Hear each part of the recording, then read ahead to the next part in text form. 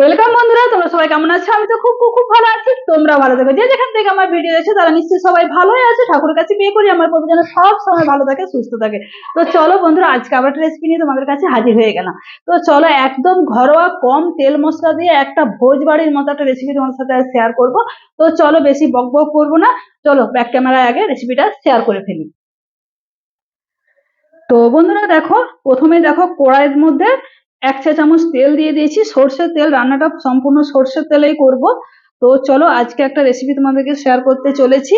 তো প্রথমে একটা পটল চিংড়ি দিয়ে একটা রেসিপি তোমাদের সাথে শেয়ার করব। তো চিংড়িটা খুব ভালো করে দেখো নুন হলুদ দেখো মাখিয়ে নিয়েছি, খুব ভালো করে এরকম ঝাঁকিয়ে ঝাঁকিয়ে মেখে নিচ্ছি।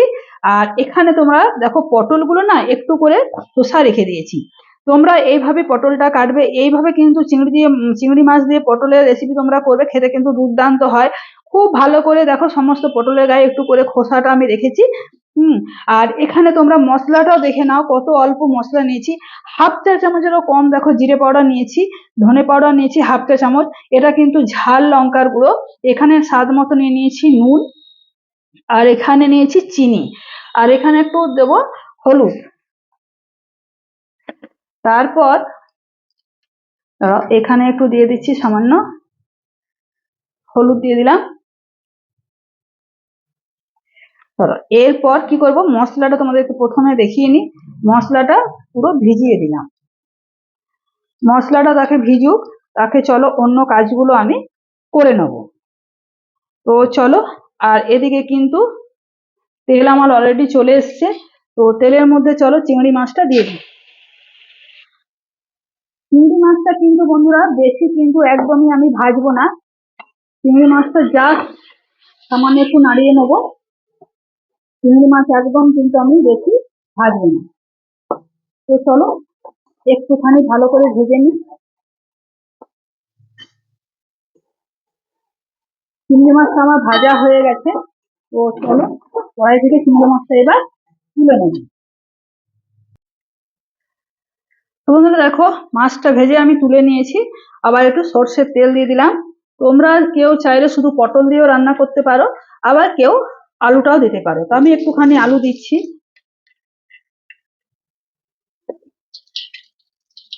চলো, আলু আর পটল আমি একসাথে কিন্তু ভেজে নেব। এই চিংড়ি মাছের যেগুলো লেগে গেছে, তোমরা একটু এইভাবে খুন্তি দিয়ে কিন্তু তোমরা এইভাবে নাড়িয়ে নাড়িয়ে উঠিয়ে দেবে, দেবে উঠে যাবে। তো চলো বন্ধুরা, তাহলে আলুটা জাস্ট 2 মিনিটের মতো নাড়িয়ে নেবো, তারপরে এর মধ্যে পটলটা দিয়ে দেবো।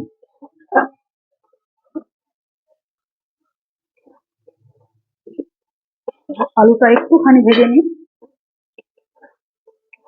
তো দেখো 2 মিনিটের মতো আলুটা ভেজে নিলাম, আলুটা সামান্য কালারটা চেঞ্জ হয়ে চলে এসছে। তো এই তেলের মধ্যে এবার ছেড়ে দেবো পটলটা। পটলটা কিন্তু খুব ভালো করে ধুয়ে নিয়েছিলাম, তারপরে জলটা ঝাড়িয়ে রেখে দিয়েছিলাম। তো চলো এবার ঢাকা দিয়ে দিয়ে বেশ পটলটা একটু ভালো করে নাড়িয়ে ছাড়িয়ে কিন্তু একটু কালার ধরে ভাজতে হবে। তো চলো ঢাকা দিয়ে দিয়ে খুব ভালো করে কিন্তু নাড়িয়ে ছাড়িয়ে এবার ভেজে নেবো। আস্তে আস্তে একটু ধৈর্য ধরে ভাজবে, তাহলে জিনিসটা খেতে ভালো হবে। তো বন্ধুরা একবার কিন্তু ঢাকা খুলে ঢাকা বন্ধ করে একবার করে মাঝে মাঝে আমি নাড়িয়ে দিচ্ছি। একবার করে কিন্তু ঢাকা খুলে ঢাকা বন্ধ করে করে তোমরা আমার মতো করে নাড়িয়ে দেবে। তো চলো একবার নাড়িয়ে দিলাম। তো এদিকে চিংড়ি মাছটা আমার ঠান্ডা হোক, আর এদিকে মশলাটাও দেখো। মশলা কিন্তু এইভাবে তোমরা আগের থেকে দেবে, জল দিয়ে একটু ভিজে দেবে, তাহলে কিন্তু বাটা মশলা যে একটা স্বাদ, সেটা স্বাদটা কিন্তু এর মধ্যে আসে। ভিজিয়ে রাখলে, আর ডাইরেক্ট রান্না করলে এত আসে না। কিন্তু দেখবে এইভাবে যদি তোমরা যদি বাটা মশলা এই গুঁড়ো মশলা যদি ভিজিয়ে রাখো না, খুব সুন্দর কিন্তু স্বাদ আসে, না আসা হয় না। তো চলো মিক্সিং জার নিয়ে নিচ্ছি। এর মধ্যে কি কি দিচ্ছি দেখো, 2টো কাঁচা লঙ্কা, যে যেরকম ঝাল খাবে, কারণ এখানে আমি একটু ঝাল লঙ্কা দিয়েছি। আর 2টো কাঁচা লঙ্কা, আর দিয়ে দিলাম আদা, আর দিচ্ছি কয়েকটা কাজু বাদাম, ভাঙা কয়েকটা কাজু বাদাম। তারপর দিয়ে দিচ্ছি এ দেখো রসুন, কয়েকটা রসুন। তারপর দিয়ে দিচ্ছি টমেটো। তো চলো সামান্য একটু জল দিয়ে এটা একটা পেস্ট বানিয়ে নিয়ে আসি।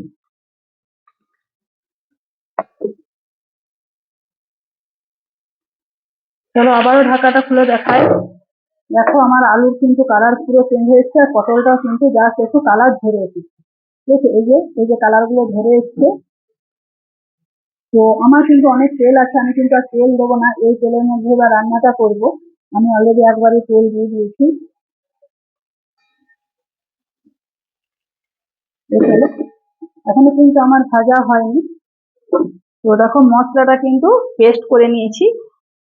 তো এরপর এর মধ্যে চিংড়ি মাছটাও পেস্ট করে নেবো।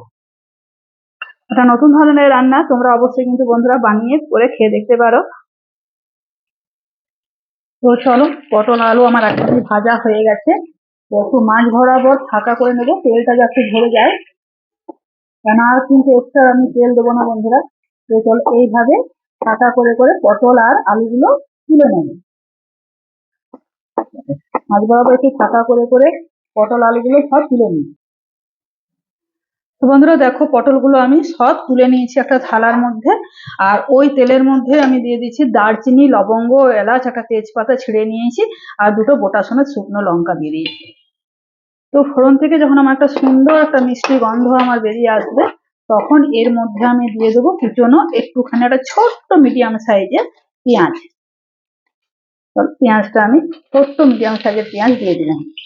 একদম ঘরোয়া সিম্পল রান্না তোমার সাথে আমি শেয়ার করছি। তোমরা বন্ধুরা অবশ্যই কিন্তু একবার, অবশ্যই একবার, তোমাদেরকে বারবার বলছি, একবার তোমরা বানিয়ে করে খেয়ে দেখতে পারো। আমার যে বাঁধাকপি ভোগের যে একটা বাঁধাকপি রেসিপি তোমার সাথে শেয়ার করেছি, আমার অনেক বন্ধুদের বলো, বোন বলো, দিদি বলো, সবার প্রথম মানে প্রচুর প্রচুর ভালো লেগেছে। তো তাদেরকে আমি কমেন্টের আমি রিপ্লাইও দিয়েছি।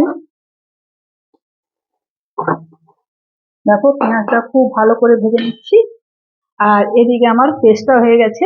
আর এখানে চিংড়ি মাছটারও পেস্ট বানিয়ে নিয়েছি।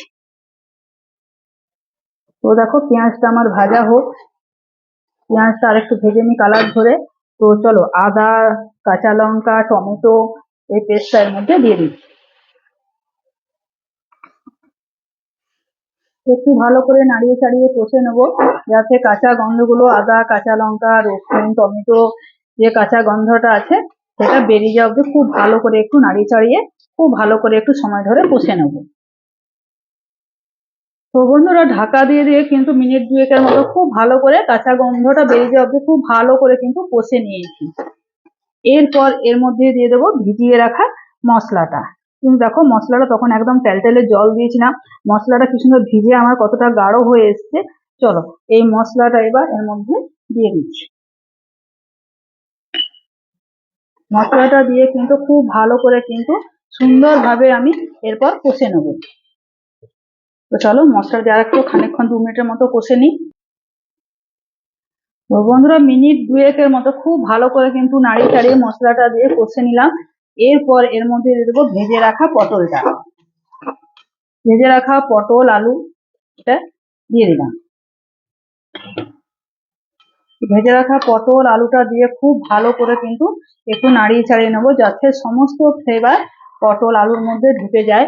এরপর এখানে দিয়ে দেবো বেটে রাখা চিংড়ি মাছটা। বন্ধুরা অবশ্যই কিন্তু তোমরা এইটা দিয়ে একবার অবশ্যই কিন্তু করে খেয়ে দেখতে পারো, খেতে কিন্তু দুর্দান্ত হয় বন্ধুরা। তোমরা অবশ্যই, তোমাদেরকে বারবার বলছি, তোমরা কিন্তু একবার হলেও তোমরা কিন্তু আমার মতো করে বানিয়ে করে খাবে। চলো যাতে সমস্ত মশলা, এই যে চিংড়ি মাছ বলো, সমস্ত যে মশলা যাতে পটল আলুর মধ্যে ঢুকে যায়, তো তার জন্য আমি আরেকটু সময় ধরে ভালো করে নাড়িয়ে চাড়িয়ে একটু কষে নেবো। আর সাইডে বসিয়ে দিয়েছি সামান্য একটু গরম জল। তো ঢাকা দিয়ে দিয়ে তোমরা দেখো কি সুন্দর ভাবে কষে নিলাম। যতটুকু তেল আমি দিয়েছি ততটুকু সুন্দর ভাবে আমার রিচ করতে শুরু করে দিয়েছে। তোমরা চাইলে এর মধ্যে একটু টক দইও দিয়ে দিতে পারো, কিন্তু আমি আর দিলাম না। 1 চামচ টক দই দিলে কিন্তু খেতে কিন্তু দুর্দান্ত লাগে। আর সাইডে বসিয়ে দিয়েছে দেখো গরম জল। তো চলো কষানো আমার হয়ে গেছে, এর মধ্যে গরম জল একটু অ্যাড করে দিলাম। চলো নাড়িয়ে চাড়িয়ে এবার মিনিট দুয়েকের মতো ভালো করে ফুটিয়ে নেব। চলো ঢাকাটা দিয়ে দিচ্ছি। তো বন্ধুরা দেখো ঢাকাটা খুলে তোমাদেরকে দেখায়। এরপর আমি দিয়ে দিচ্ছি কুচনো ধনেপাতাটা। আর নুন ঝালটা তোমরা অবশ্যই চেক করে নেবে, আমি মাঝে একবার চেক করে নিয়েছি, তোমরা অবশ্যই বন্ধুরা চেক করে নেবে। চলো এবার আমি গ্যাসের ফ্লেম আমি অফ করে দিচ্ছি। আমার পটল আলু দেখো, দেখো আলু একদম সেদ্ধ হয়ে গেছে, মানে পুরো ভেজেই তো নিয়েছি। তো চলো 5 মিনিট আমার স্ট্যান্ডিং টাইমে থাক, তারপর একটা থালার মধ্যে তোমাদেরকে সার্ভ করে দেখাচ্ছি। একটু ঢাকা দিয়ে 5 মিনিট রেখে দিচ্ছি। তো বন্ধুরা 5 মিনিট ব্রেক নিয়ে তোমাদের কাছে আবারও চলে এলাম। দেখো একটা থালার মধ্যে আমি ঢেলে নিয়েছি, কত সুন্দর আর কত লোভনীয় দেখো দেখতে হয়েছে। আমি একটুখানি গ্রেভি গ্রেভি রাখলাম, এটা কিন্তু টেনে নেবে, তোমরা বুঝতে পারছো ধোয়া উঠছে, এই গ্রেভিটা রাখলাম কেননা একটু এটা দিয়ে ভাত খাওয়া হয়ে যাবে, তাই একটু আমি গ্রেভিটা রাখলাম। তোমরা এইভাবে একটু গ্রেভিটা রাখবে, খেতে কিন্তু দেখবে দুর্দান্ত লাগবে। তো বন্ধুরা কেমন লাগলো তাহলে তোমাদের রেসিপিটা? তো বন্ধুরা চিংড়ি মাছ বাটা দিয়ে তোমাদের পটলের রেসিপি তোমাদের কেমন লাগলো অবশ্যই কিন্তু আমাকে একটা কমেন্ট করে জানাবে। তো আর অবশ্যই তোমাদেরকে বারবার বলছি এইভাবে অন্তত একবারও তোমরা বানিয়ে করে খেয়ে দেখতে পারো, খেতে কিন্তু মানে দুর্দান্ত হয়। মানে হয় এত সুন্দর খেলে, এই যে গ্রেভিটা দিয়ে ভাতটা তোমাদের সেদিন আর কিচ্ছু লাগবে না, এই গ্রেভিটা দিয়ে ভাতটা উঠে যাবে। মানে কি বলতো, যে আমরা ভাববো যে এটা একটু ডাল করি, একটা কোনো এটা দিয়ে কি করে খাবো, একটা কিছু ভাজাভুজি করে, কিচ্ছু করার দরকার নেই, জাস্ট গরম গরম ধোয়া ওঠা ভাত এই শীতের দিনে আর এই গ্রেভি পটলটা চিংড়ি মাছ বাটা দিয়ে গ্রেভি গ্রেভি একটা পটলের রেসিপি, মানে দুর্দান্ত স্বাদ। তো চলো তাহলে আজকের মতো এ পর্যন্ত, আবার কালকে হয়তো কোনো ব্লগ ভিডিও যাবে, নাহলে কোনো রেসিপি তোমাদের সাথে শেয়ার করব। তো এইভাবে তোমাদেরকে বারবারই বলছি। আর আমার তো এখন একটা অনেক বড় ধরো পরিবার হয়ে গেছে, তোমরা মানে এত ভালোবাসা দিচ্ছ, এত আমাকে সাপোর্ট করছো, মানে আর কি বলবো, আমার আমার মানে কোনো বলার ভাষাই নেই আমার কাছে আর।